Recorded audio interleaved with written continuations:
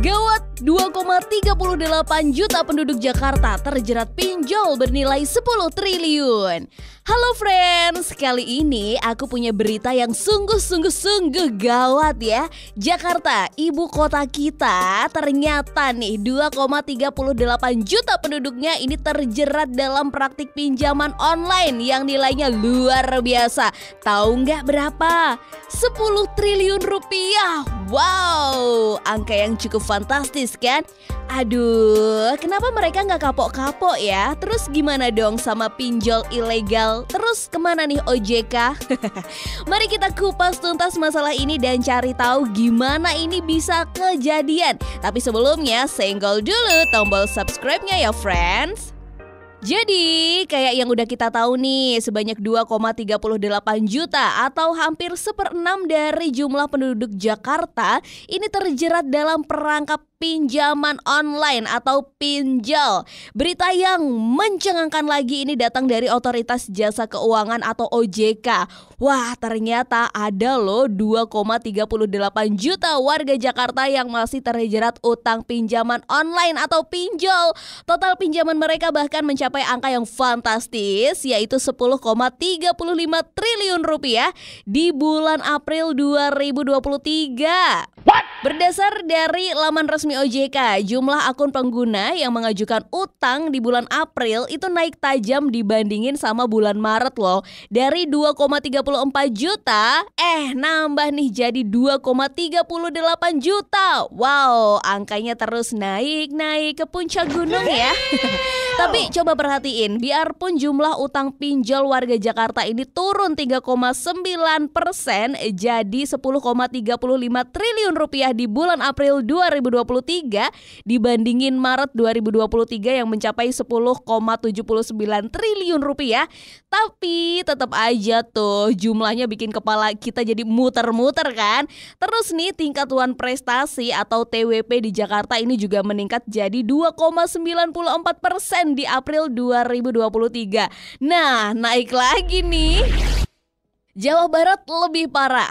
Nah, bukan cuma Jakarta aja, tapi ternyata nih Jawa Barat juga patut kita perhatiin ya, karena di sana jumlah pengguna pinjol tertinggi mencapai 4,68 juta di bulan April 2023. Tapi jangan seneng dulu, karena jumlah ini ternyata turun dari bulan Maret yang sebanyak 4,81 juta. Tapi tunggu, dibandingin sama April 2022 yang cuma 3,73 juta, ternyata ada peningkatan yang cukup signifikan ya.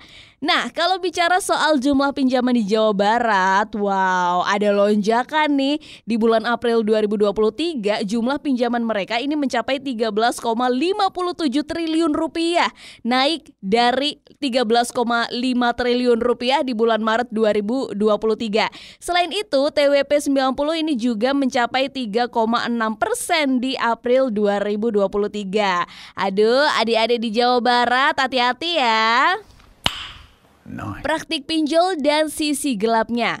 Oke, let's go. Kita mulai dengan memahami apa itu pinjaman online ya, atau yang sering disebut pinjol. Jadi pinjol ini adalah praktik pinjaman yang dilakukan secara online tanpa persyaratan yang susah ya, seperti yang diminta oleh bank. Jadi pinjol ini bisa kasih kemudahan, terus juga kecepatan dalam mendapatkan pinjaman. Tapi sayangnya nih ya, ada sisi gelap di balik praktik ini. Bunga tinggi. Nah, tahukah kamu kalau pinjol yang gak bertanggung jawab itu sering banget nih kasih bunga yang tinggi. Bayangin aja ada yang sampai 300% per tahun. Waduh, itu lebih tinggi dari bunga kartu kredit cuy. Ini deh yang akhirnya bikin banyak orang jatuh ke dalam jeratan utang yang sulit banget buat dilunasi. Penagihan yang intimidatif. Nah, selain itu, praktik penagihan yang agresif ya, ini juga seringkali jadi masalah. Beberapa pinjol bahkan pakai metode intimidasi dan juga ancaman buat maksa orang bayar utang mereka. Udah pasti ya, ini jadi bikin stres finansial jadi semakin parah ya kan? Rawan terjadi kebocoran data pribadi. Tapi tunggu dulu, masalahnya nggak berhenti di situ aja ya, karena ada juga nih resiko penyalahgunaan data pribadi. Beberapa pinjol ini nggak menjaga keamanan data pengguna mereka dengan baik, yang akhirnya nih ujung-ujungnya ada penyalahgunaan identitas dan privasi yang terancam. 60% pengguna pinjol mayoritas anak muda.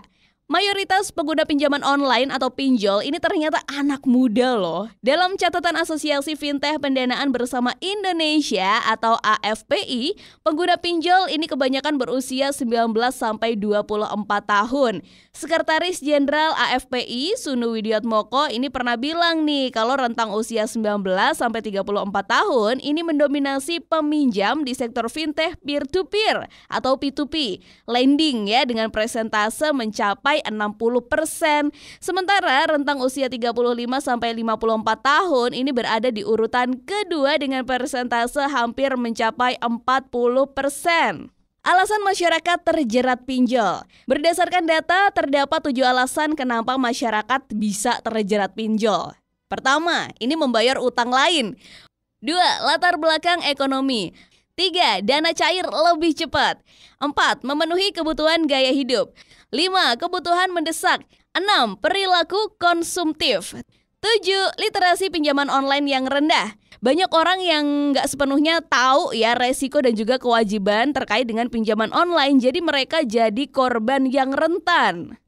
Tidak bayar pinjol apakah bisa dipenjara? Jadi bener gak sih kalau kita nggak bayar utang ke pinjol legal itu bisa berakhir dengan penjara? Basically jawabannya adalah enggak ya friends. Karena dalam konteks hukum di Indonesia gak ada nih ancaman penjara buat orang yang gak bisa bayar utang pinjaman online. Hukuman terberat yang bisa diterapkan ini adalah aset disita dan gak bisa lagi minjem di layanan keuangan seperti pinjol dan perbankan.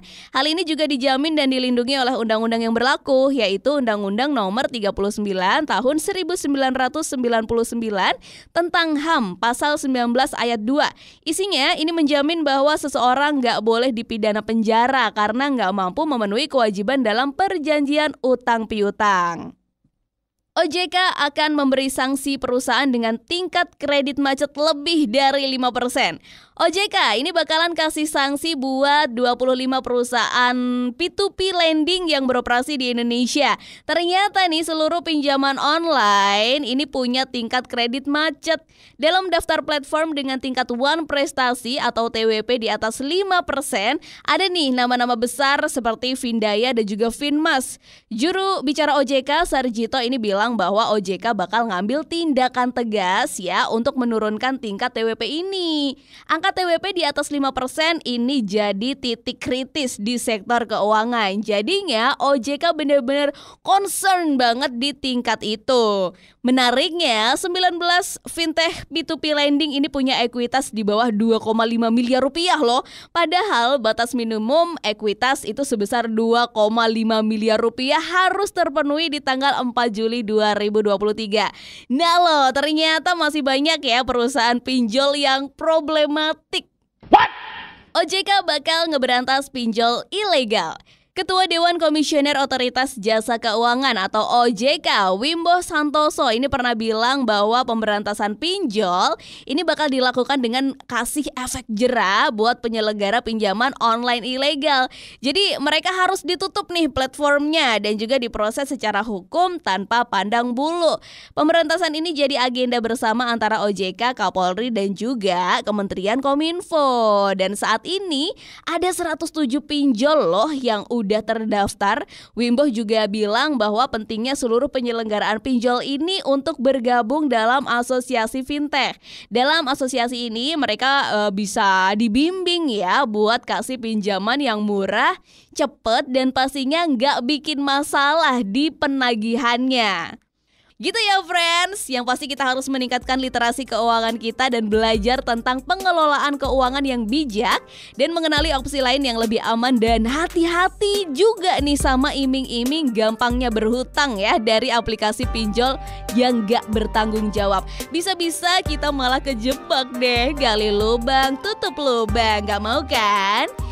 Tapi ngomong-ngomong aku lagi butuh duit nih buat beli tiket konser. Ya Allah, ada ide gak nih? Yaudah lah ya kalau gitu aku Anggun pamitan, pantengin terus Zona Bisnis ID.